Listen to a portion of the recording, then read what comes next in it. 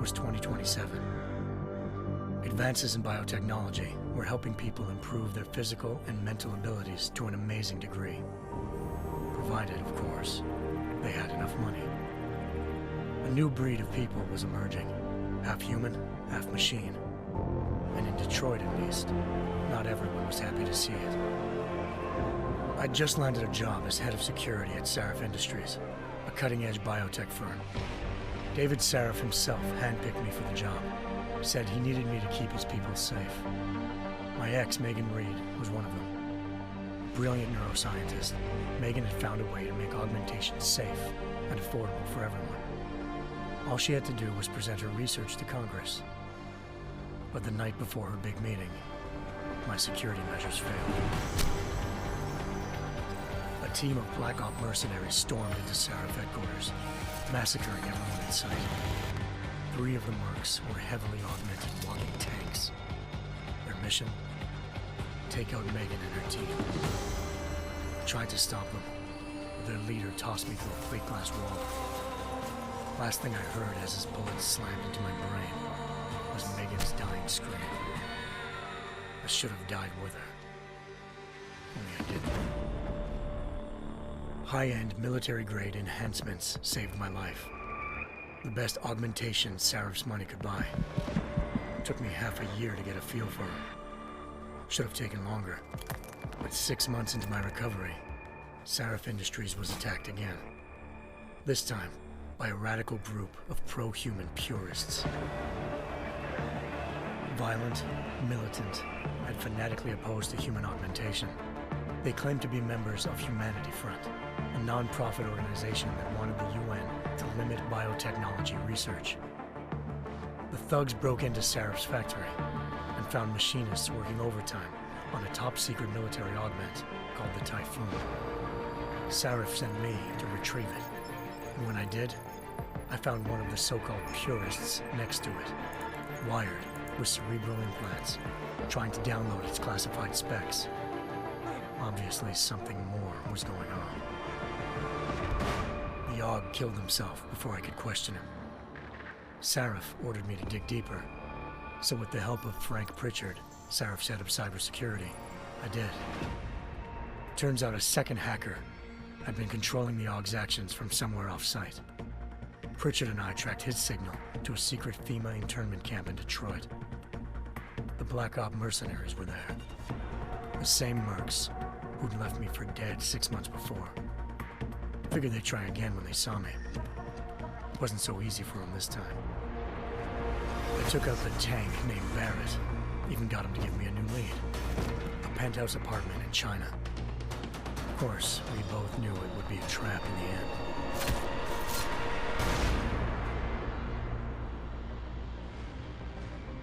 Hengsha Island, China. Home to a city so crowded, they had to build a second city on top of it. Trying to find clues in Hengsha wouldn't be easy. Lucky for me, I wasn't alone. Farida Malik, Sarif Industries' ace pilot, had lived in Hengsha before. A good person to have on your side. She knew enough about the place to get me around. Malik dropped me in the lower city, close to the penthouse Barrett had told me about. Bell Tower Associates, a private security firm under contract to the Chinese government, had agents tossing the suite when I arrived. Just not for the reason I'd been expecting. Turns out the man who lived there was a criminal hacker named Van Bruggen. The same hacker who'd been remotely controlling the AUG in Sarif's factory. Van Bruggen's panicked decision to force the man to commit suicide had been a mistake. Now his mercenary partners were gunning for him, and I needed to find him before they did. Locating Van Bruggen meant playing nice with the Triads, Hengsha's organized crime lords. They had the hacker holed up inside a low-rent capsule hotel. By the time I found him, Van Bruggen had no qualms giving up the woman who hired him. Zhao Yunru, president of the Taiyang Medical Corporation.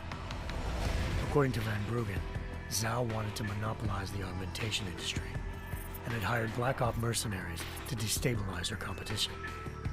Sarif Industries was at the top of her list. To prove this, I needed to get inside TYM and grab a surveillance hologram off a server. I suspected Van Bruggen was hiding something when he told me this, but nothing could have prepared me for what I saw. Megan wasn't dead. She and her 4 best researchers had been kidnapped, spirited away somewhere while their kidnappers made it look like they were dead. Desperate to learn more, I confronted Zhao in her penthouse. She claimed to be a pawn in a bigger plan, and hinted at a group so powerful it controlled global interests at a whim. Then she slipped into a panic room and hit me alarm, forcing me to make a very quick exit. I figured Zhao was lying, but part of her confession made sense. David Sarif had been worried about his people. So worried, he'd required all of them to have subdermal locator devices surgically implanted. The GPOs would have been broadcasting the day of the attack. But Zhao said a single call to Picus, the world's leader in global 24-hour satellite news, had turned those signals off. I needed to fly to Picus headquarters in Montreal if I wanted to learn more.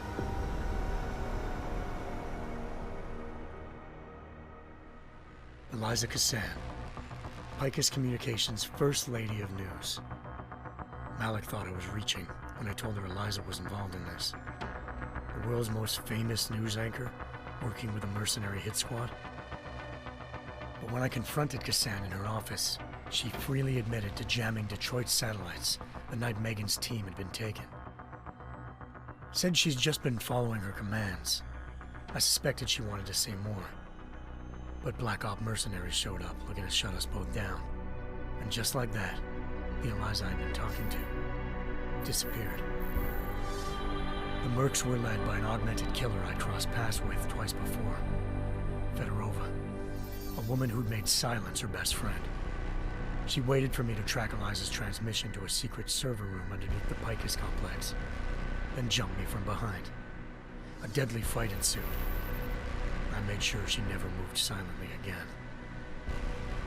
With Fedorova down and no one left to keep Eliza quiet, she reappeared. Turns out Picus's First Lady of News wasn't a lady at all.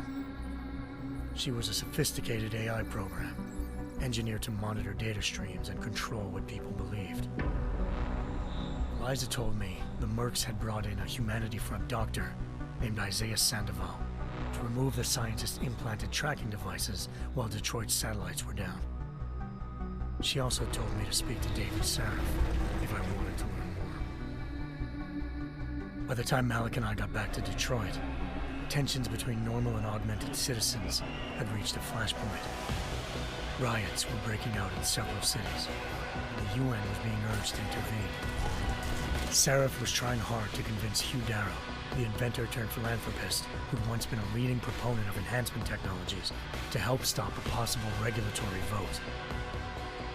Sarif had a lot riding on Darrow.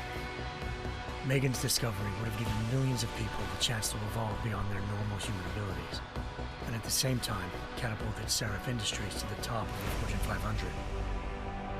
According to Sarif, Megan's kidnappers knew this, and didn't want people evolving unless they controlled how it was done. He called his enemies Illuminati, and urged me to keep searching. Determined to do so, I tracked down Sandoval via America's most outspoken augmentation opponent, Bill Taggart, Sandoval's boss and founder of Humanity Front.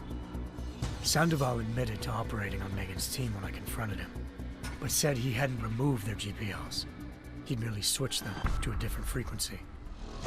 Pritchard was able to trace one of the signals to China. Malik and I immediately took off in pursuit. Unfortunately, the Illuminati were one step ahead.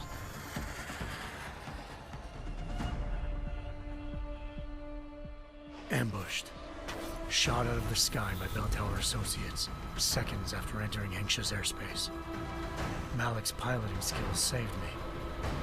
After a tense and bitter struggle, I escaped into Lower Hengsha. The tracking signal I was following led straight to the Triads, or more specifically, to the augmented arm of Tong Si-hung, leader of a gang of augmentation harvesters. Tong said they'd taken the arm off a corpse, which Bell Tower had left at their door, meaning at least one of Sarif's scientists was dead. Maybe not the rest of them, though. Tong pointed me to a port used for human trafficking and helped me slip aboard a bell tower ship. It was sailing to Rifleman Bank Station, a military base in the South China Sea. Bell Tower was holding kidnapped civilians as prisoners there, and using them to perfect the Hyron Project, a human-computer interface that left most of its test subjects dead. My search for Megan would have ended then, if not for a mysterious ally named Quinn. In exchange for my help exposing Bell Tower, he slipped me aboard a second ship headed to Singapore, and an Illuminati-run biotech facility called Omega Ranch. 3 of Seraph's scientists were there, forced by their captors to create a technology capable of remotely shutting down augmented abilities. Thanks to an emergency recall notice issued by the World Health Organization, millions of people all over the world already had the biochip installed. With the help of the scientists, I tracked Megan to a private section of the ranch. There, I ran into Yaron Namir, the walking tank who'd put a bullet in my brain the first time we met. He'd teamed up with Zhao and was hoping to catch me off guard. Their little ambush didn't work. I found Megan in a suite belonging to Hugh Darrow, the billionaire philanthropist who'd Seraph had called on for help. Darrow had convinced her to go along with the biochip plan by promising to sabotage the tech. As she was explaining this, Darrow appeared in a global broadcast, telling the world that augmentations would be the death of mankind. Then he activated the biochips to prove his point. All over the world, augmented people flew into a killing frenzy. Darrow had betrayed everyone, and it was up to me to set things right. To do it, I had to reach Panchaea, a massive installation in the Arctic Ocean. As I raced through corridors built by an all-augmented workforce, I saw death and destruction firsthand. By the time I shut down Darrow's broadcast, I knew the damage he'd done. Still, humanity's future remained unclear. How would the world react to this sabotage? Would people ever regain their faith in augmentations again? What would be the Illuminati's next move? Only time could give us the answers.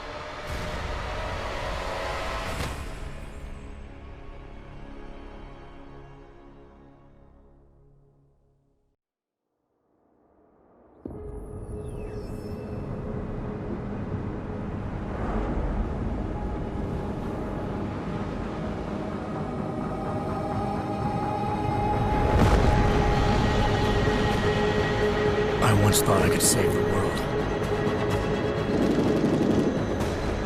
Now look at it.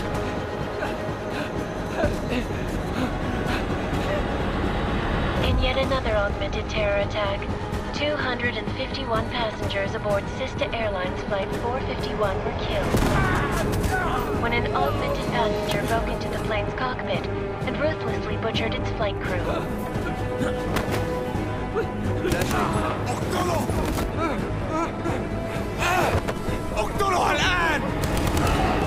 Details recovered from the black box recorder suggest that the man may have been suffering flashbacks to the AUG incident. That horrible day 2 years ago when augmented people all over the world flew into a psychotic killing spree, causing the greatest loss of life in recent history. Sometimes, you just have to let go and embrace what you've become. Not gonna go all wonky on us now, Hansa, are you? Well, if I do, McCready, I guarantee you'll never see it coming. Agent Jensen, am I gonna have a problem with you? No, sir. No reason to assume you would. Good, because you are the only augmented operative on this team, and I intend to make good use of you. Listen up, all of you. We got a sandstorm barreling down our arse and we can't afford to make mistakes. We're going after this man, an arms dealer named Shepard. He's ex-Bell Tower, one of the Special Forces commanders who disappeared during the incident. And he's come out of hiding? That cannot be good. It's not. He's selling weapons and military-grade augments to terrorists. This is Aran Singh, the undercover agent who lured Shepard out of his hole. best UC Interpol's got. For 3 years he's worked hard to get in tight with the Jinn, an Iraqi smuggling cartel that's infected the Eastern Hemisphere like a plague. Last week, our arms dealer sent a message to the Jinn, offering to sell them a shitload of black market merchandise dirt cheap. They told Singh to handle the buy. They're not gonna like it when Interpol disrupts their party. Singh's cover really that good? It is right now. We need to keep it that way. This is where the deal's going down. A half-finished high-rise hotel that's been abandoned ever since the incident. It's not a pretty picture inside. Let me guess. Most of the laborers were augmented with heavy-duty industrial rigs. So when the incident hit, and they all went schizo, things got gruesome real fast. And no one, except for some homeless junkies, have been inside the place ever since. So what's the plan, Director? Singh's meeting Shepard on the ground floor, inside the hotel's main atrium. He sent the bulk of his Jinn crew to the penthouse levels to secure a vantage point. I want McCready's team to take up positions overlooking the atrium and make the arrest. Jensen, you're going in solo from the roof. My objectives? Keep the Jinn from joining the party. As far as we can tell, only one route connects the atrium to the penthouse level, a halfway decent elevator shaft. Here. I want you to block access to it. Fine. Just cut me loose. Do you plan on relying solely on your augments for this one? I'd recommend taking a little hardware, just to be sure.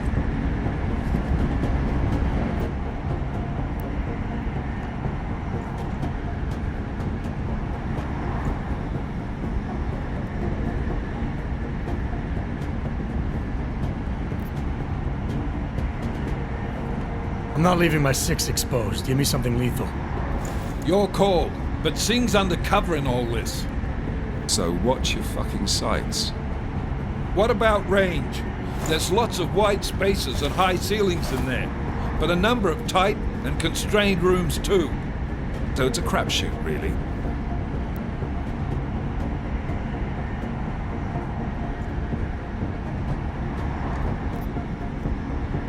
Never was one to play the odds. Give me something I can use up close. You got it. One last thing, Jensen. Singh said the Jinn are using some sort of portable Wi-Fi device to boost communications. He's got a better chance of maintaining cover if you disable it. I'll keep an eye out for it. But aren't we on the clock here? You said there's a sandstorm moving in. There is, and we got the intel on this mission at the very last minute, so we're scrambling a little. If it comes to it, your #1 priority is keeping the Jinn out of that atrium. Copy that. Time to put away your heavy thoughts, gentlemen. We're approaching the target building. You're up first, Jensen. Let's do this. Task Force Actual. This is Knife Leader. Engage Hush drives and descend to Angels 1-5.